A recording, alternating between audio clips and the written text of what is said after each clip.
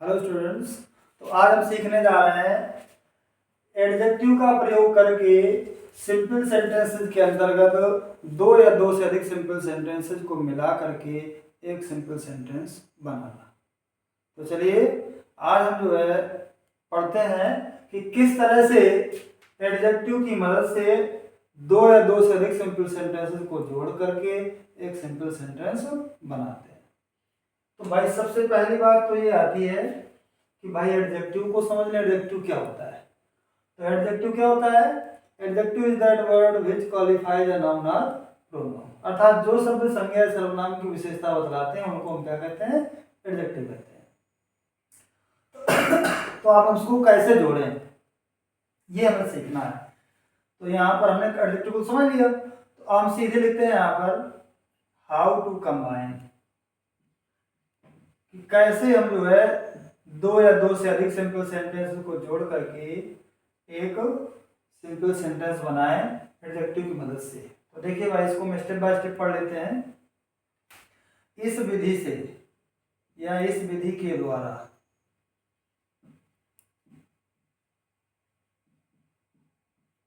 दो simple sentences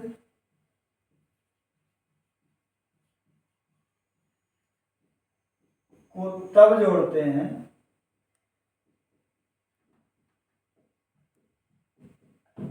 जब पहले सेंटेंस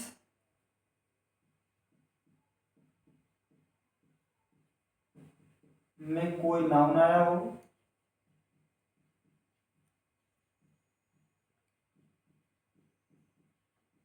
तथा दूसरे सेंटेंस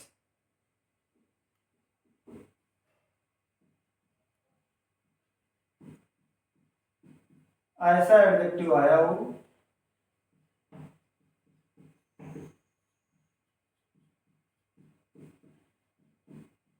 जो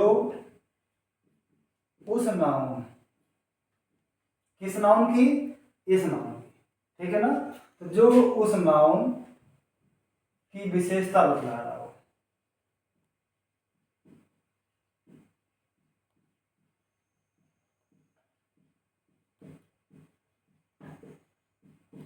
पहला पॉइंट हमने क्या लिखा कि इस विधि के द्वारा दो सिंपल सेंटेंसेस को तब जोड़ते हैं जब पहले सेंटेंस में कोई नाउन आया हो तथा दूसरे सेंटेंस में ऐसा एडजेक्टिव आया हो जो उस नाउन की विशेषता बतला रहा हो या विशेषता प्रकट कर रहा हो। अब दूसरा पॉइंट, अतः जो एडजेक्टिव विशेषता बतलाने का काम करता है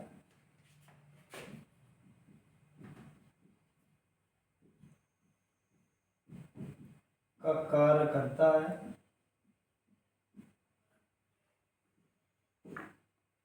उसी को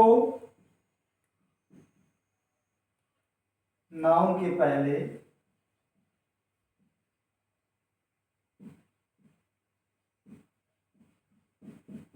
रख देते हैं।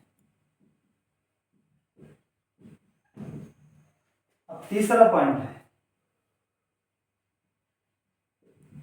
जहां से हम या जिस सेंटेंस से हम एडजेक्टिव को उठाते हैं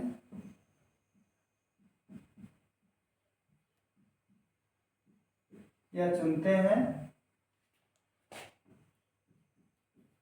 उसी सेंटेंस के सब्जेक्ट और फाइनाइट वर्ब को हटा देते हैं। तो ये पॉइंट है हमें जो इस विधि को अप्लाई करने के लिए हमें याद रखना है।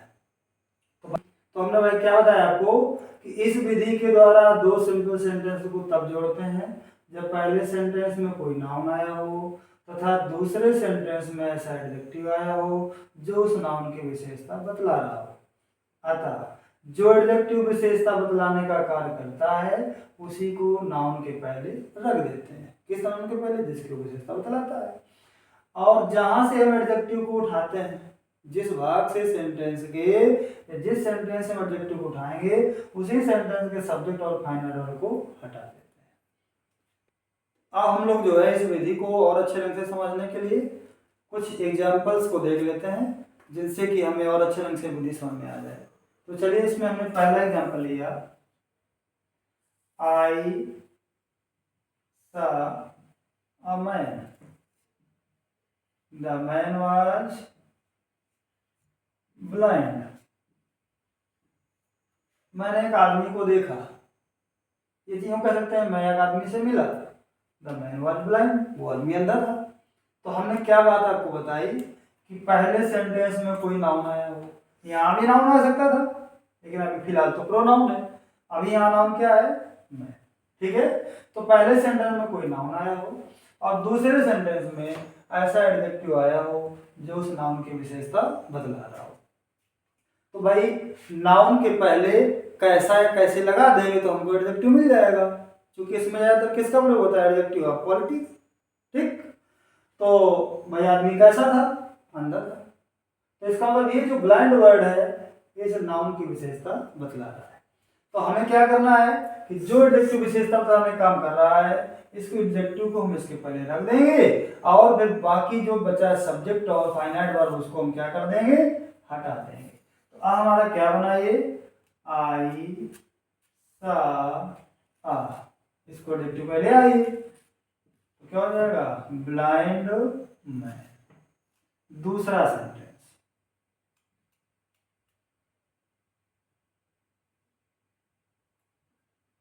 The lion was hungry, he killed a goat, the goat was hefty।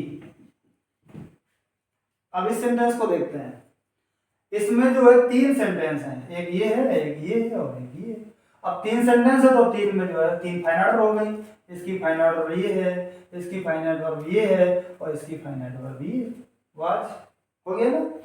तो हमें करना क्या है कि इन तीनों सेंटेंस को जोड़ करके एक सिंपल सेंटेंस बनाना है। बनाना नहीं बनाना है?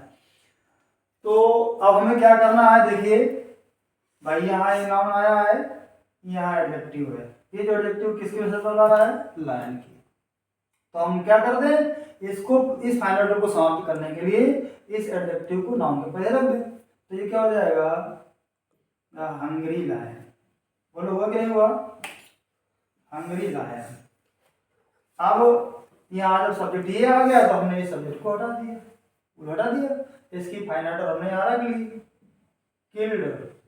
अब भाई गोट, गोट बकरी को मारा। अब बकरी कैसी थी? हेप्टी, स्वस्थ तंदुरुस्त थी। तो इसका मतलब ये जो एडजेक्टिव किसकी वजह से बता रहा है? गोट की। तो इस एडजेक्टिव को हम गोट के पहले रखते हैं तो इसकी फाइनाइट खत्म हो जाएगी, इस प्रकार एक फाइनाइट बचेगी और हमारा एक सब्जेक्ट बचेगा। तो क्या हो जाएगा? Hungry lion killed a hefty goat. समझ आया? अगला सेंटेंस एक और देखते हैं, Ravi bought a pen, it is very costly। तो क्या कर रहा है कि रवि ने एक कलम खरीदा, इट इज वेरी कॉस्टली, बहुत महंगा है। तो भाई देखिए पहले सेंटेंस में दो नाउन आए हैं, एक है रवि एक है पेन। दूसरे सेंटेंस में हमको ये देखना है कि जो एडजेक्टिव आया है, कॉस्टली वर्ड जो आया एडजेक्टिव है, वो किसको क्वालिफाई कर रहा है? रवि को कि नाउन पेन को? तो भाई वो बहुत महंगा था, तो कौन बहुत महंगा था? पेन, है ना? तो पेन कैसा था? बहुत महंगा था। तो अब यहाँ एडजेक्टिव पर एडवर्ब भी आया है, तो हमें क्या रखना है कि एडवर्ब को भी एडजेक्टिव पर बनाए रखना है। तब ये हो गया Ravi bought a very costly pen. जहाँ से हमने एडजेक्टिव उठाया एडजेक्टिव डॉलर लगा, इसको रख दिया और इनको दोनों को हटा दिया। एक और सेंटेंस भाई देख लेते हैं। The police caught a thief. The thief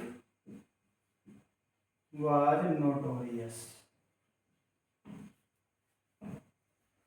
police ने चोर को पकड़ा, चोर बहुत कुख्यात था।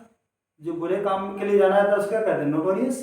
जो अच्छे काम के लिए जाना है उसको क्या कहते हैं? फेमस। दोनों का अर्थ है प्रसिद्ध, लेकिन अच्छे कारनामे जो करने के लिए प्रसिद्ध होता है उसको हम लोग फेमस कहते हैं, और जो बुरे कार्यों के लिए जाना जाता है प्रसिद्ध होता है उसे हम कहते हैं नोटोरियस। तो भाई पुलिस ने चोर को पकड़ा, यहाँ पर दो नाम है, पुलिस और थी। देखते हैं दूसरे में ये जो एडजेक्टिव आया इसको क्वालिफाई करना है। तो भाई चोर कैसा था? कुख्यात था, नामी था। तो इसका मतलब ये एडजेक्टिव किसकी से चला रहा है? ठीक की। तो हमें क्या करना है? इसको उठा के आना देना है और इसको हम पूरा समाप्त कर देना है। तो ये क्या बना हमारा? The police caught a notorious thief। तो ये था आज हमने सीखा कि किस तरह से जो है एडजेक्टिव का प्रयोग करके एडजेक्टिव की मदद से दिए गए दो या दो से अधिक सिंपल सेंटेंसेस को जोड़ करके एक सिंपल सेंटेंस बनाते हैं। तो आशा है कि आप लोगों को आज का जो हमारा टॉपिक है और आज जो हमने आपको नियम बताए वो आपको अच्छे लगे होंगे, समझ में आए होंगे। अगर अच्छे लगे हों, समझ में आए हों तो कृपया इस चैनल को लाइक और सब्सक्राइब करना ना भूलें। Thanks for watching the video.